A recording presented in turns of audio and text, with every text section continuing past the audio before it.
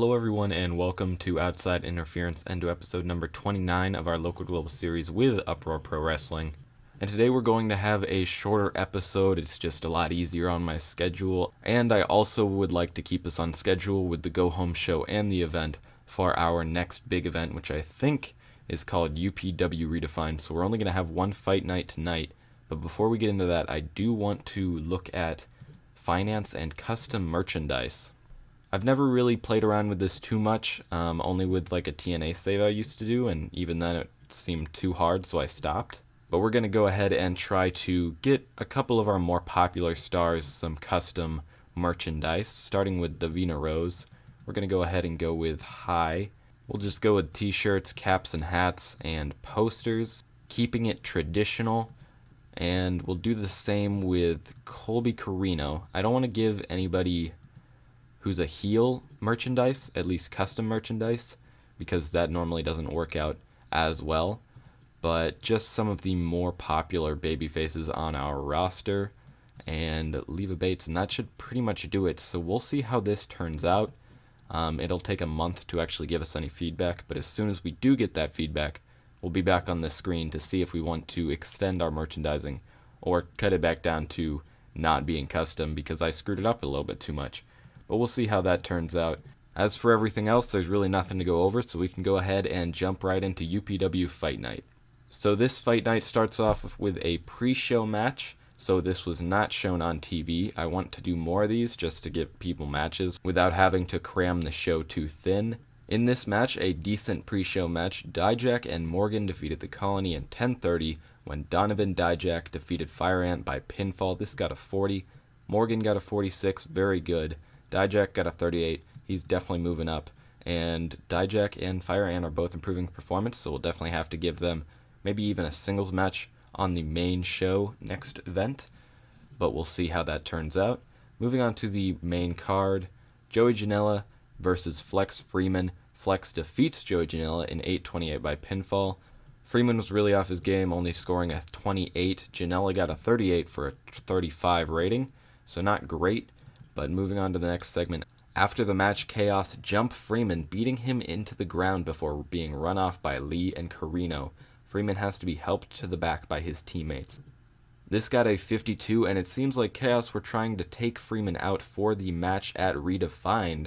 I don't know how successful it was, but we'll have to see next week what Flex Freeman's status is injury-wise, because he did need aid to get to the back, so he's obviously injured. Maybe it's just a stinger. Don't really know yet. We'll have to take a look at it next week. And in about that, a great wrestling and a decent reaction from the crowd. Davina Rose defeated Tessa Blanchard in 6:31 by pinfall with a Rose Plant. This got a 59. Davina Rose was a star with a 72 rating. Tessa Blanchard held her own with a 53. Apparently Aaron Bauer was pretty weak at the announce desk. Davina Rose is improving her performance. And this is just another point towards Davina Rose becoming the newest face of our women's division. She has continued to put on amazing matches, even with talent that probably wouldn't put on two great matches. She is rivaling the success of Kairi Hojo. May she rest in peace. I mean, she's not really dead, but she is dead to me after leaving the company only a few weeks ago.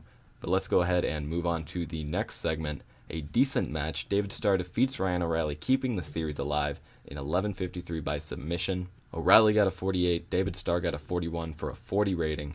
And no worker improvements, so David Starr moves the series to 2-1. David Starr still has to win next week and at Redefined if he wants to beat Ryan O'Reilly for that title shot. With how dominant Ryan has been in his previous two matches, I'm not exactly sure that David Starr can do it, but this is definitely a step in the right direction. Moving on to the next segment, breathing heavily, Starr grabs the microphone and gets in O'Reilly's face. He says, "If you thought this series was going to be easy, you got another thing coming, Ryan. Everyone loves the comeback story, and I plan on giving them one." So just a quick promo, David Starr kind of talking smack to Ryan O'Reilly after he did the same after his win last week. So a 62 rating here, and that definitely boosts the show rating. Ryan O'Reilly is really good at Menace, and that is why all his angle ratings are really fantastic. So he's definitely a great person to have on the roster. and I'm definitely glad we were able to poach him from WWE a bit and redesign him into something other than one half of a jobber tag team. So moving on to the next segment, a decent match. Tenille Dashwood defeated Barbie Hayden in 7:41 by submission with an Emma-lock after interference from Penelope Ford. Not botched interference. Penelope Ford came out and attacked Barbie Hayden with a chair, allowing Tenille Dashwood to get the victory. Barbie Hayden was really off her game. I mean, makes sense considering her partner was the one attacking her. Tenille Dashwood got a 60, Hayden got a 35 for a 51 rating. Not the best, was expecting a little bit more, but let's go ahead and move on to the final segment. Penelope Ford continues to beat down her former partner after the bell rings. She then proceeds to grab a microphone and address Hayden. Ford says, "Barbie, when we got together, you promised me that you would always have my back. You promised me that we would run this division together. You promised me everything. But you broke those promises. First, you tried to steal my title shot, so I had to take you out. Then, match after match, you cost me wins, and I'm sick of it. I've made you everything you are today, and it's about damn time you learned your place." Ford hits Hayden with her finisher and then walks up the ramp. So with this, the Bombshells have pretty much imploded. It turns out Penelope Ford was indeed the mystery attacker that took Barbie Hayden out ahead of her title shot with Vanessa Craven, and their short-lived tag team, just about 3 months, has finally come to an end. The only question is, how will Barbie Hayden respond to this, and where will their friendship-turned-feud go from here?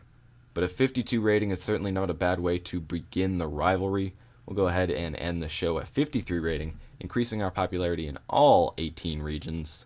And as we lead up to the go-home show for Redefined, I am pretty happy with these ratings. Hopefully you were happy with the quality of the show as well. That's pretty much going to do it for this episode. I am planning on releasing an Academy episode as well this week. Don't know how realistic that is because I also have the Outcast to edit, but we'll see how that goes. Thank you guys for watching. If you did enjoy, please feel free to like, subscribe, comment.